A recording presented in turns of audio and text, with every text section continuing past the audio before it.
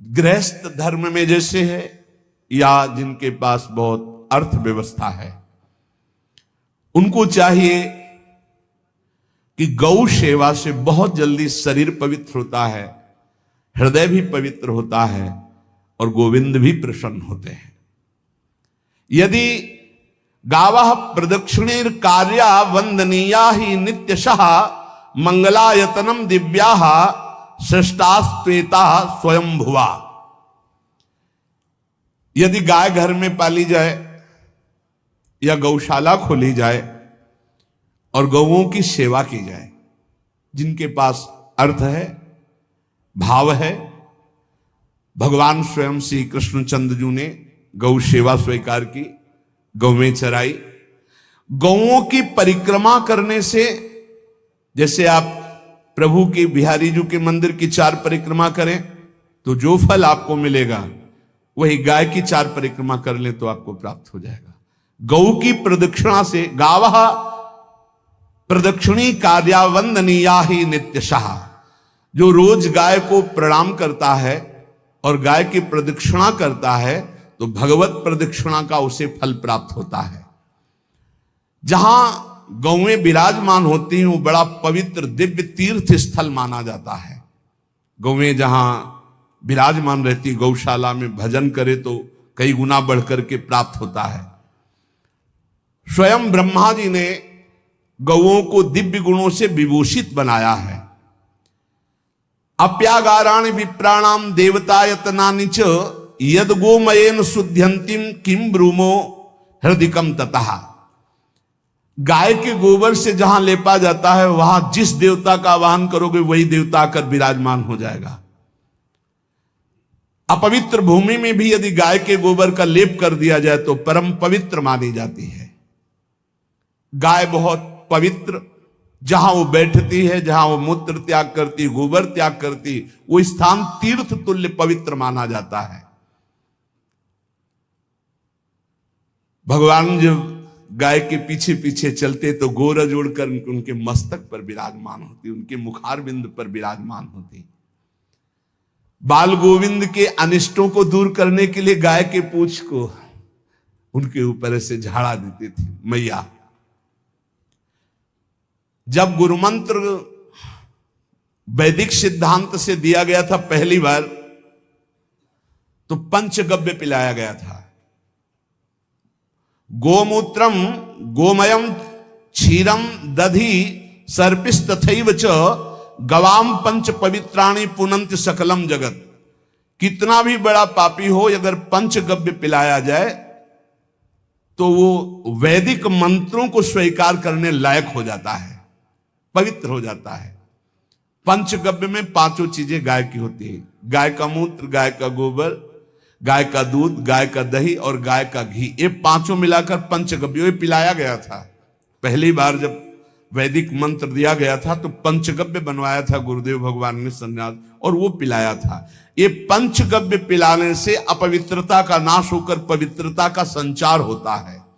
इसलिए धन्य है उनका जीवन जो गौ सेवा परायण है भगवत भाव से। गाय में साक्षात भगवान का भाव रखकर गौ सेवा करते हैं। त्रिषिता गौर गृहे बद्धा गेहे कन्या रजस्वला देवशास्त्र सन्निर्माल्य हंति पुण्यम पुराकृतम। यदि घर में गाय बंधी है और भूखी है और प्यासी है तो तुम्हारे सारे पुण्य नष्ट हो जाएंगे। अगर घर में रजस्वला कन्या बहुत काल तक है और उसका विवाह आप नहीं कर रहे हैं तो आपके सारे सुकृत नष्ट हो जाएंगे। यदि घर में ठाकुर जी विराजमान है, कर का पहनाया हुआ माला सुबह तुमने देख लिया तो तुम्हारे सारे पुण्य नष्ट हो जाएंगे, क्योंकि शयन कराते समय तुमने उतारा नहीं, अर्थात तुम सेवा में प्रमाद करते हो। तो देवतास्त्र सन्निर्माल्य हंति पुण्यम पुराकृतम। जैसे सुबह श्रृंगार किया तो रात्रि के शयन के समय वो हटा लेने चाहिए माले। जब हम शयन कराते हैं तो भले पुष्प शैया पे शयन कराएं पर माला नहीं धारण कराएं। श्रृंगार का माला अगर दूसरे दिन दर्शन किए क्यों पहने ठाकुर जी तो तुम्हारे सुकृत नष्ट हो जाएंगे। गाय बंदी हो घर में, वो प्यासी है और भूखी है, तुम्हारे सुकृत नष्ट हो जाएंगे। तृषिता गौर गृहे बद्धा, क्योंकि तुम्हारे पास है, सेवा करना चाहिए। यो वै गाम प्रतिसिद्धेन तो चरंतिम च स्वतरणम नरहा तस्य पूर्वे च पितरा कंपनते पतनोन्मुखा। यदि गाय हरी हरी घास चर रही कहीं और तुमने डंडा ऊपर प्रहार किया और लाठी मारी तो तुम्हारे पितर खोपड़ी के बल नरक जाने के लिए तैयार हो गए, ये लिखा है। चरंतिम स्वम तृणम नरहा तो तस्य पूर्वे च पितरा कंपनते पतनोन्मुखा। इसीलिए क्या भारत से कहीं किसी की तुलना हो सकती है, जहां गौ को माता की पदवी दी गई, जहां गौ को हम आराध्य देव के रूप में मानते हैं, आराधना करते हैं। गौ रक्षा, गौ सेवा, ये बहुत बड़ा इसमें छुपा हुआ है। स्वयं भगवान अवतरित होकर गौ जब गाय के रूप में पृथ्वी रमाती तो भगवान का अवतार हुआ है। बड़ा विचित्र समय आता चला जा रहा है कि अब आधुनिक यंत्रों की ऐसी सेवाएं हो गई बड़ी बड़ी कि अब ना बैल की जरूरत है, और ऐसे दूध की महंगाई बन गई कि अब देसी गाय 2 लीटर 3 लीटर 4 लीटर, और ऐसी ऐसी कि 20-20 25-25 लीटर दे तो कौन देसी गाय को। तो गौओं का सेवा का भावना शास्त्र आज्ञा करता है कि जो प्रतिदिन अग्रग्रासे परोभावा कर्तव्यो भक्ति तोन्वहम अकृत्वा स्वयं आहारम कुर्वम नापनोति दुर्गतिम। जे ही तुम्हारे गृहस्थ में घरों में पहले होता था, अब तो भगवान जाने, जे ही पहली रोटी तवा में गई तो वो निकाल करके पक्की रखी जाती थी गौग्रास के लिए, पहला रसोई में। तो इसमें लिखा प्रतिदिन स्वभोजनम, पहले स्वयं भोजन न करके गाय के लिए ग्रास निकालना चाहिए। तो जिनके पास अर्थव्यवस्था जो गृहस्थ धर्म में है या जिनके पास अर्थ है, कुछ रोज 1 रुपया निकालो। हम कह रहे रोज निकालो तो महीने में 30 रुपया होते, 30 रुपया में एक गाय को हरी घास तो एक टाइम पवा ही सकते हो ना, बहुत नहीं है तो 1-1 रुपया निकाल के अगर एक गाय को चारा दोगे तो एक बार का भोजन तो हो ही सकता है। 30 रुपया में हरी घास जाकर के उसके दावा एक बार तो पवा दोगे ना। अग्रग्रासे परोभावा कर्तव्य भक्ति तोन, हम भक्ति पूर्वक गाय को 1 ग्रास भोजन में 1 रोटी तो निकालना चाहिए गाय के लिए, ऐसा शास्त्र आज्ञा कहता है। जो ऐसा करता है तो अकृत्वा स्वयमाहारम कुर्वन् नाप्नोति दुर्गतिम, अपने आहार से 1 रोटी निकालकर गाय को देता है और स्वयं 3 रोटी भले पाले 1 रोटी गाय को दे दी तो बोले उसकी दुर्गति नहीं होगी, अर्थात उसके अंदर भाव बढ़ता चला जाएगा वो भगवान की भक्ति में।